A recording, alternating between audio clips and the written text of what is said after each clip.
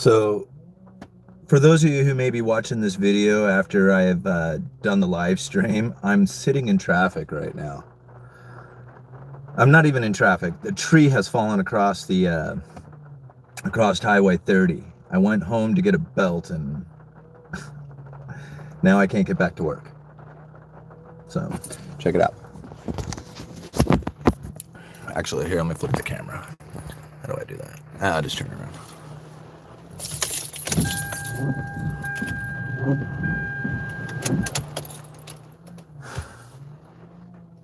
All right.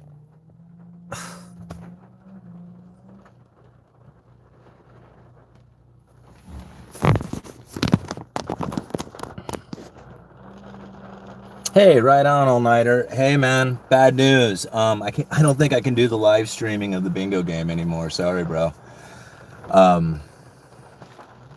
I kind of had some issues with it come up, so yeah. Anyway, man, bad luck all around, right?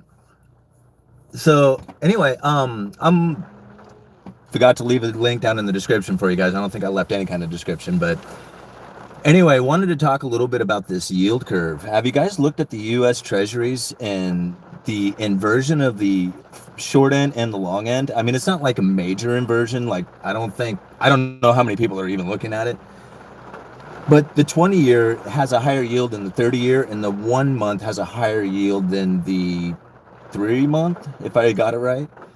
And it kind of creates like these like little hooks at each end, kind of weird thinking that there's like this inversion at two ends of the yield curve, and at some point those things coming together, creating like a serious inversion of the yield curve.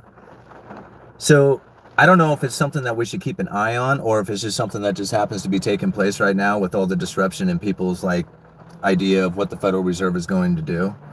Because I am reading articles right now about how the Federal Reserve is going to have to raise interest rates faster than what anybody was anticipating or what they are anticipating. And I still have a funny feeling that they are probably going to go right on track with what they were saying they were going to do.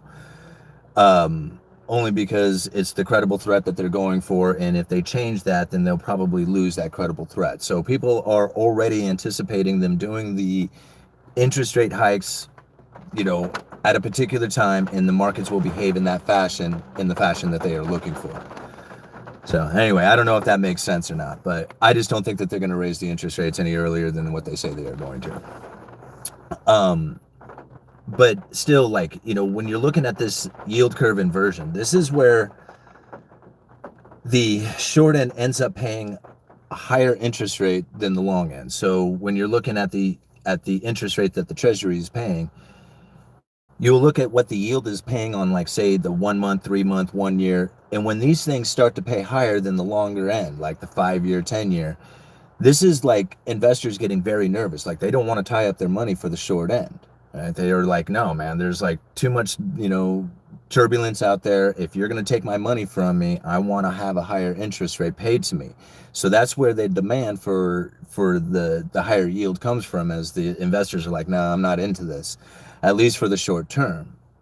Once it gets out to the longer term, like it's out to the 20-year, 30-year, this is where like the inflation expectation turns into real inflation. This is where it starts becoming locked in, as they really do anticipate that they are going to, that you're going to have inflation into the future. So when you start seeing the long end, like we're starting to see now, start to go up. Now, granted, like the 10-year treasury is at like 1.6, if I remember right. So this is still pretty low on the grand scheme of things, but you think about it, it's much higher than it was, and it's going to continue to go up.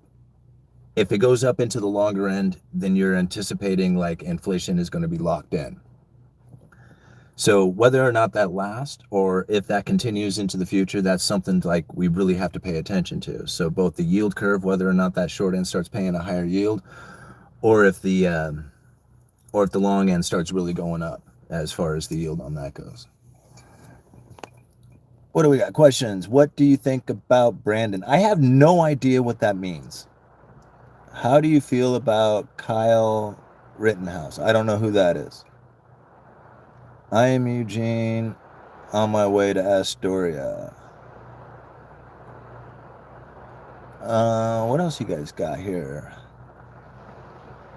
Nice haircut, thank you.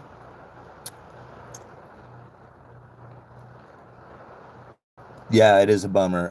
All-nighter. I was really bummed.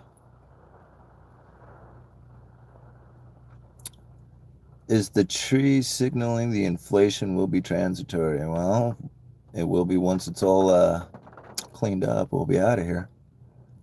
They're already cutting on it. You really don't know what the Brandon Let's Go brand. I don't know. Doesn't it have something to do with like NASCAR or something?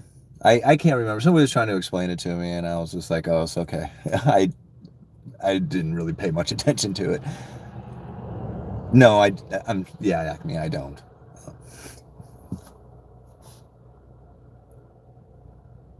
Yeah, everybody will need to come to bingo come to Astoria for bingo now if you want to see it. So, but there's plenty of people who know about it now, so maybe it'll be popular enough that we'll have full packed houses every time. Here, let me show you what's going on over here. We're starting to move this.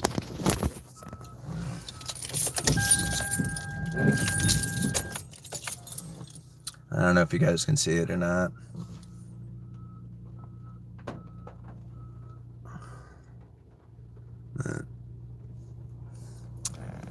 Anyway, cleaning up we got it cut up now, I think. Whoops. Just getting it out of the way.